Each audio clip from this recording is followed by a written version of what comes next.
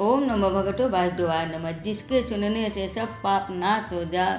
कार्तिक महात्म का लिखो छठा अध्याय। नारद जी बोले, जब 2 घड़ी रात बाकी रहे तब तुलसी की मिट्टी का वस्त्र और कलश लेकर जलाशय पर जाए। कार्तिक में जहाँ कहीं भी प्रत्येक जलाशय के जल में स्नान करना चाहिए।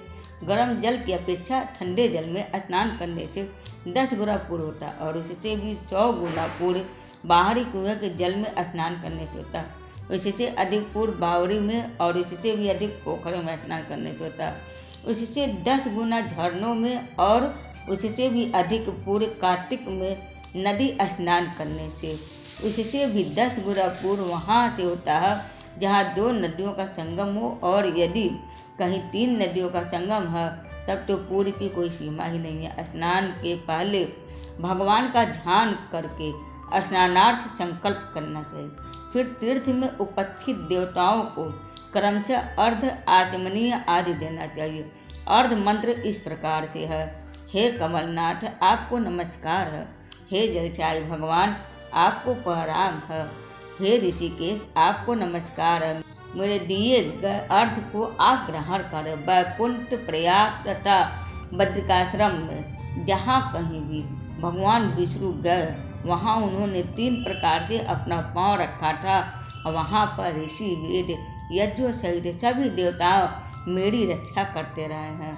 हे जनार्दन, हे दामोदर, हे देवेश, आपको प्रसन्न करने के हेतु मैं कार्तिक मास में विधि विधान से ब्रह्म मुहूर्त में स्नान कर रहा हूँ।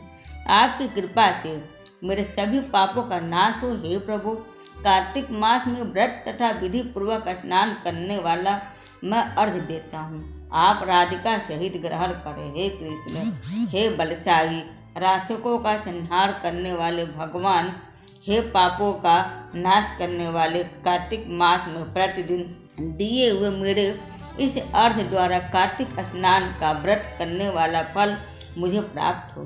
तत्पश्चात विष्णु, शिव तथा सूर्य का ध्यान करके जल में प्रवेश कर नाभि के बराबर जल में खड़े होकर विधि पूर्वक स्नान करना चाहिए। गृहस्थी को तिल और आंवले का चूर लगाकर स्नान करना चाहिए तथा विधवा स्त्री व यति को तुलसी की जड़ की मिट्टी लगाकर स्नान करना चाहिए। सप्तमी, अमावस्या, नवमी, त्रयोदशी, द्वितीया और दशमी आदि इन तिथियों को आंवला का तिल से स्नान नहीं करना चाहिए। स्नान करते हुए निम्न शब्दों का उच्चारण करना चाहिए। जिस भक्ति भाव से भगवान ने देवताओं के कार्य के लिए 3 प्रकार का रूप धारण किया था, वही पापों का नाश करने वाले भगवान विष्णु अपनी कृपा से मुझे पवित्र बनाए। जो अमनुष्य भगवान विष्णु की आज्ञा से कार्तिक व्रत करता है, इसकी इंद्रादि सभी देवता रक्षा करते हैं, इसलिए वह मुझको पवित्र करे। बीजों, रहस्यों तथा यज्ञों सहित वेदों के मंत्र, कश्यप आदि ऋषि, इंद्रादि देवता मुझे पवित्र करे। अदिति आदि सभी नारियां, यज्ञ, सिद्ध, सर्प और समस्त औषधियाँ वह तीनों लोके के पहाड़ मुझे पवित्र करे। इस प्रकार कहकर स्नान करने के बाद मनुष्य को हाथ में पवित्र धारण करके देवता, ऋषि, मनुष्यों तथा पितरों का विधि पूर्वक से तर्पण करना चाहिए। तर्पण करते समय तर्पण में जितने तिल रहते हैं उतने वर्ष पर्यंत व्रती के पितृगण स्वर्ग में वास करते हैं, और इसके बाद व्रती को जल से निकलकर शुद्ध वस्त्र धारण करने चाहिए। सभी तीर्थों के सारे कार्यों से निवृत्त होकर पुनः भगवान विष्णु का पूजन करना चाहिए और सभी तीर्थों के सारे देवताओं का स्मरण करके भक्ति पूर्वक सावधान होकर चंदन, फूल और फलों के साथ भगवान विष्णु को फिर से अर्घ्य देना चाहिए। अर्घ्य के मंत्र का अर्थ इस प्रकार है। मैंने पवित्र कार्तिक मास में स्नान किया है।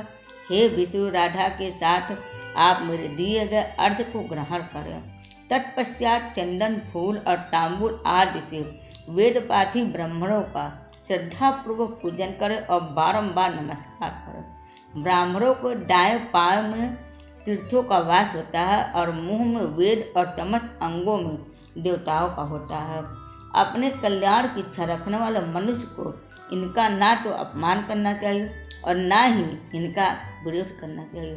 फिर एकाग्रचित्त होकर भगवान विष्णु की प्रिय तुलसी जी की पूजा करनी चाहिए। उनकी परिक्रमा करके उनको प्रणाम करना चाहिए। हे देवी, हे तुलसी, देवताओं ने ही प्राचीन काल से तुम्हारा निर्माण किया और ऋषियों ने तुम्हारी पूजा की है। हे विष्णुप्रिया तुलसी, आपको नमस्कार है। आप मेरे समस्त पापों को नष्ट करो। इस प्रकार जो मनुष्य भक्ति पूर्वक कार्तिक का व्रत अनुष्ठान करते हैं वे संसार के सुखों का भोग करते हुए अंत में मोक्ष को प्राप्त करते हैं। तो बोलिए विष्णु भगवान जी की जय। उम्मीद है कि आप सबको मेरा वीडियो पसंद आया होगा। तो नमस्कार।